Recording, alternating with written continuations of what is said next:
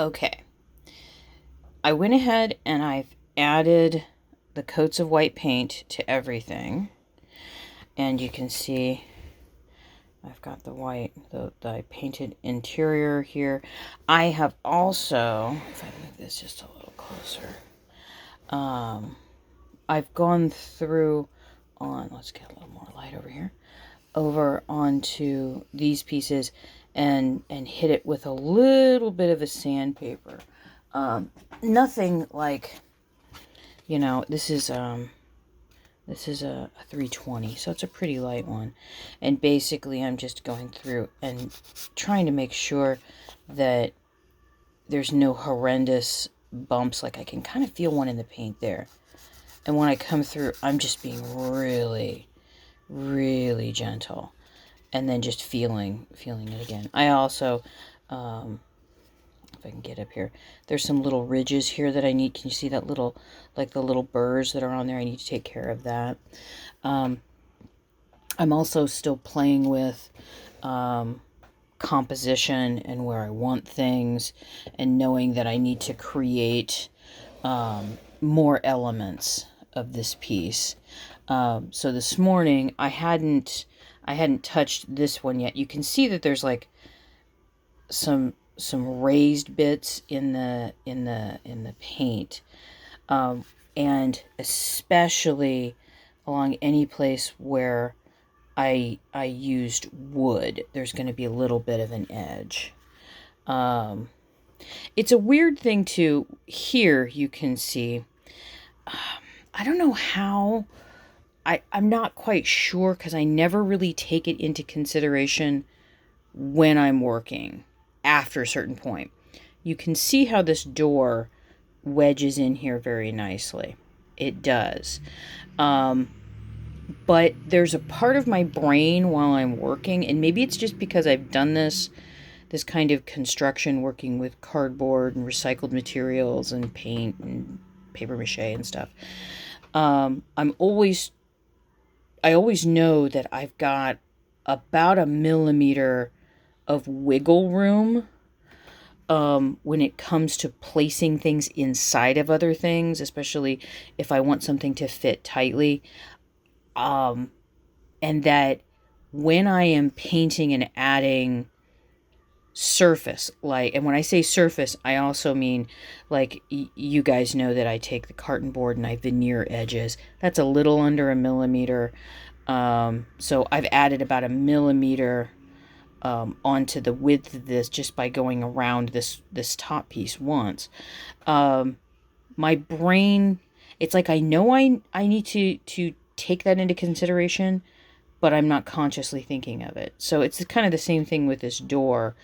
I was a little worried last night, because one of the things that happens when you're painting on something like carton board or any kind of paper material, is that the fibers swell up because they've been hit with liquid, and then as it dries out, it shrinks back down. So I was a little worried about that, but it still fits. And there's a part of me that's like, part of me is like, always thinks, yeah, it must be dumb luck. And it's like, no, because I actually think I know what I'm doing. It's weird. Anyway, I'm going to come in here and carefully sand off. Like, I can feel some little burrs in here, especially like right there. Maybe I can show that. Yeah, like right there. Can you see the little burrs?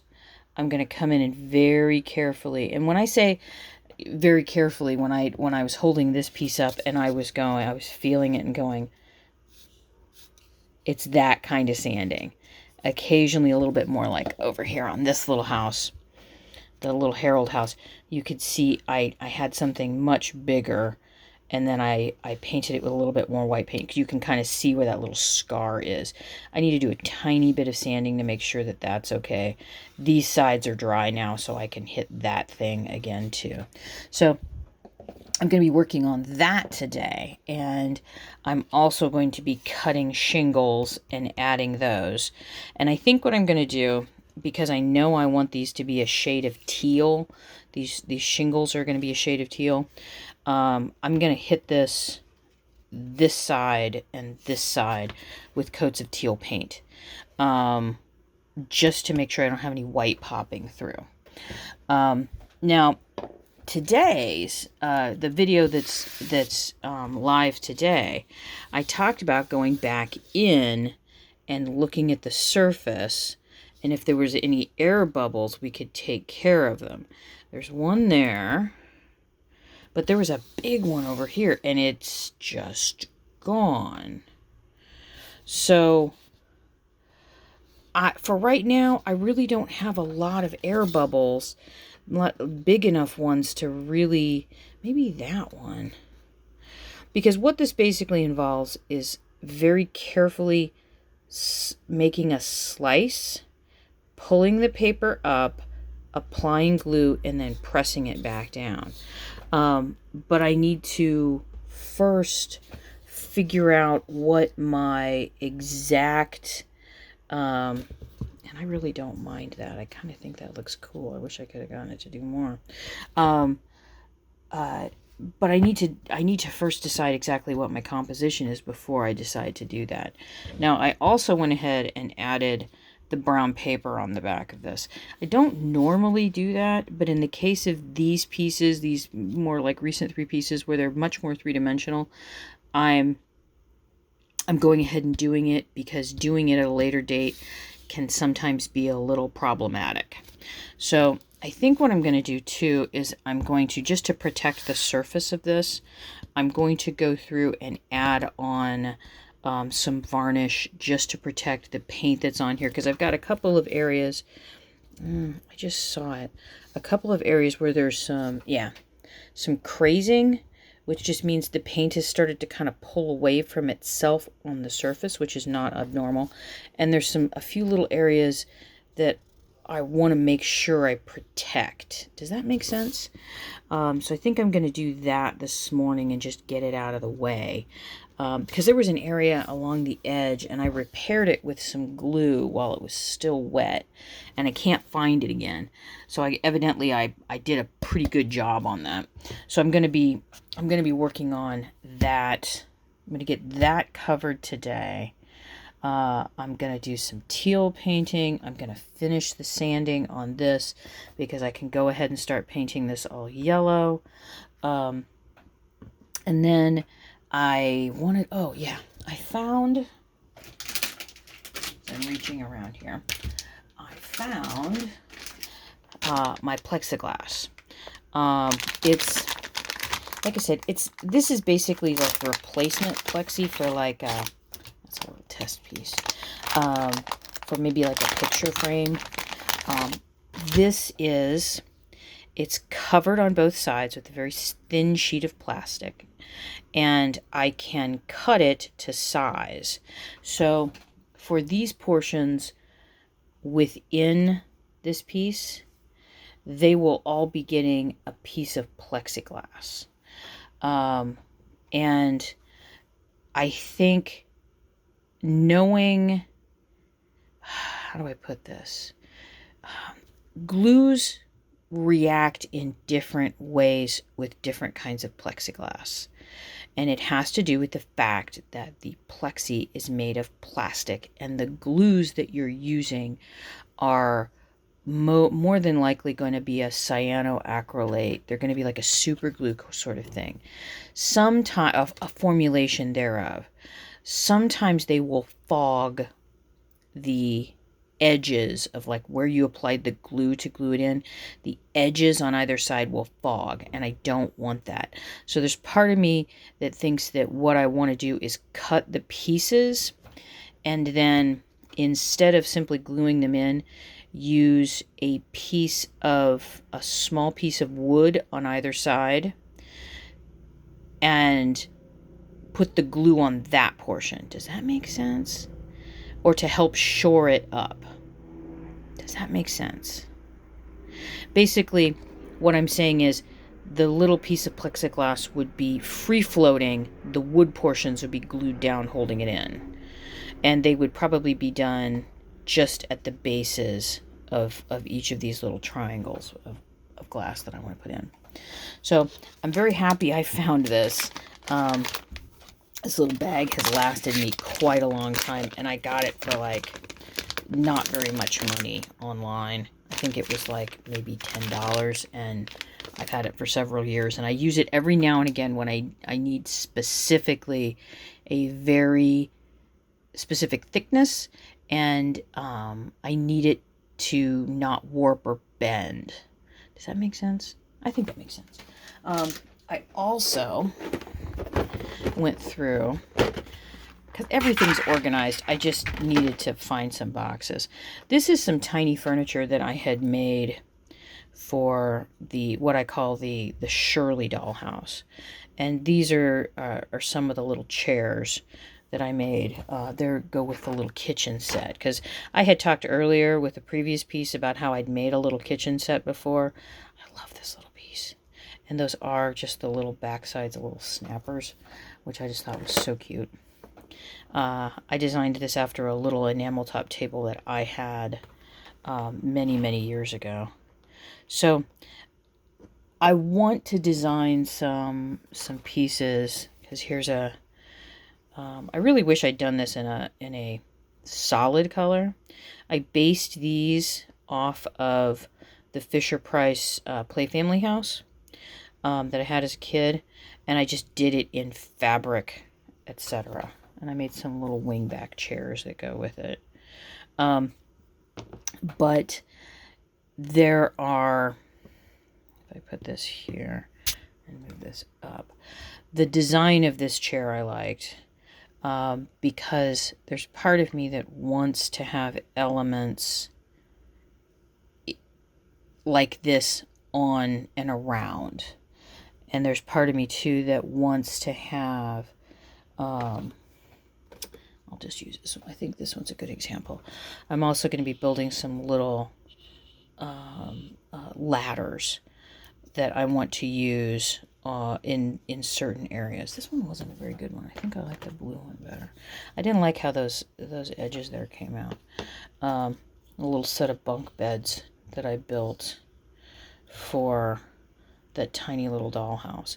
So, you know, something like this. And again, this is very much modeled on, I believe they were Plasco. Plasco is not they're not in a business anymore. They were a pair of little bunk beds that you could pull apart, and they could also fit together, so you could make them into little double beds or little twin beds. They came with my mom's 1946-47 Keystone dollhouse. And I was fascinated with them as a kid. And I had bunk beds when I was a kid. My brother Kurt and I had bunk beds. So there's some elements of things that I want to use in here. And I'm really liking the differentiation, the surrealistic element of things being large and small, but together. There's something I'm really enjoying about that. So I'm going to, okay, we're sanding today. We're varnishing today. I'm going to start doing some chair design today. I think I'm going to use some of these little pieces as like perhaps stand-in pieces until I figure out what I want to do, because I really, really, I want to make a teeny tiny set of chairs. And I'm not sure why, other than the fact that I wanna. It's all very strange. And I also need to add on, I did some more sketches and got some measurements. I need to add on some things to this house today as well. So I have many things to do. And as you can see, lots of things to kind of work with, or as I keep saying, play with. And it's not, there's a part of me that doesn't like that connotation, but I'm just going to have to go with it. Because at this point, I'm still kind of moving stuff around, trying to see where I like stuff. I mean, I also had the realization this morning, there was a person a couple of years ago, actually not a couple of years ago, several years ago, when I was still living in Finland, and she had commented about some of my artwork. And her comment was, and I was like, wow. And this is coming from another creative person, that she liked it better when everything was painted white. And to that I say, well, you weren't shaking dollar bills at me, so I went on with it. And this morning as I was walking down the hall, I every once in a while I'm caught thinking about these sorts of things. And part of me was wondering what it was that was really just, bugging me about that. And it's okay. Using this as an example, let's just say, this is a representation of me, because this is something that I loved. It has the connotations and the connections with that Keystone dollhouse and growing up, and how much I loved that. It represents my love of my history, the history, connections to family, memories that right now I know what that room smelled like. I know what the floor smelled like because it had laminate, like not laminate, like real linoleum, like from back in the day linoleum. The sound of my feet there. All of these things are represented within this piece.